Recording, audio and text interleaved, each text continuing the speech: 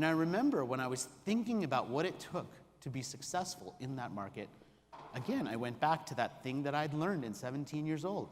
People who understand people always win. So how could I understand what these clients were looking for so that I could do what I wanted to do? Because the more we understand what people actually want, the more successful we can be. And so I started thinking about this question of being innovative, of being creative, of seeing what other people don't see, of seeing what other people miss. As I started digging into this, I found a couple of interesting stories of that happening. One story I found was of this woman, Paula Green, who was a rare female copywriter in the 1960s working in the world of advertising. At that time, I mean, this was the Mad Men era of advertising. The men were the ones who were coming up with the ideas and managing the clients and smoking the cigars, and the women were secretaries. That was what that world looked like at that time, except for Paula Green. And she got a chance to work on a legendary campaign, a campaign that would become iconic in the world of advertising and marketing. And the story of that campaign started with a CEO who was just desperate. The CEO was desperate to try and compete with the #1 player in his industry. And he was failing over and over again, failing, fail. They could never beat #1. And so he turned to the advertising agency and he said, look, I need a solution for this. I'm in a desperate situation. Please, will you take this work on? And the leaders of the ad agency, DDB, said, we will take this project on one condition. The one condition was, whatever we come up with, you have to run, no questions asked. Pretty risky. I mean, who knows what they're going to come up with, but the CEO's desperate. So he says yes. And the team from the advertising agency starts doing their research, and they run focus groups. And everybody's listening, and they're trying to come up with the idea. And eventually, Paula Green hears one phrase that one employee says during that focus group that stands out. He's being interviewed about what makes his company different, and he says, you know, we can't afford to leave cigarettes in the ashtray. We can't afford to have a dirty car because we're #2. We have to try harder. And that turns out to be the campaign. For Avis, we're #2. We try harder.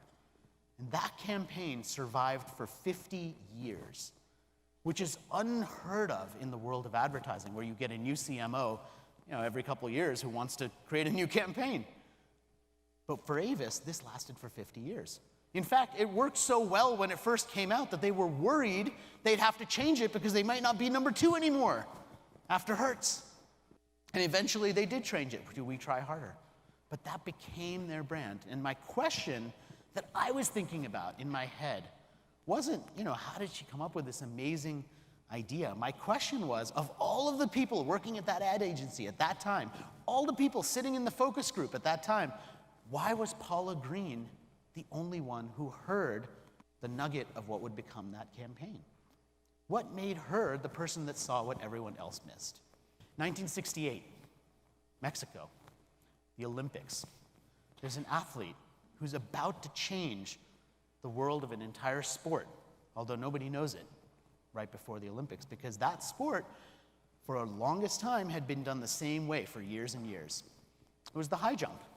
And the high jump, the way people did it, was they basically would do something logical. They'd run up and they'd jump over the bar. Until eventually people said, well, maybe we should approach it like a little bit sideways and do like a scissors kick to get over this bar. I mean, there's lots of other ways that we could do this. So different athletes tried different ways. And one guy said, I'm not the most athletic guy. I couldn't play football, I couldn't play basketball, I couldn't make the teams at my college. But I think I figured out a different way to do this. And he actually happened to be studying engineering. And so he came up with a totally different approach. His name was Dick Fosbury, and his approach was known as the Fosbury flop. And if you've watched the Olympics and seen anybody do the high jump, you know that the Fosbury flop is the only way that any of these athletes do the high jump now, because of the way their center of gravity can arc over the bar to clear it at a higher height. Again, the question is, all these people have been doing the high jump for decades.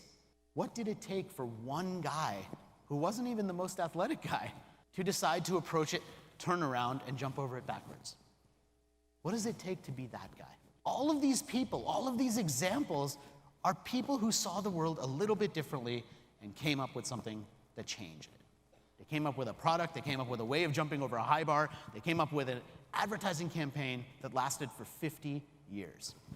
The reason I share all of these is because we have the opportunity right now to be people like that.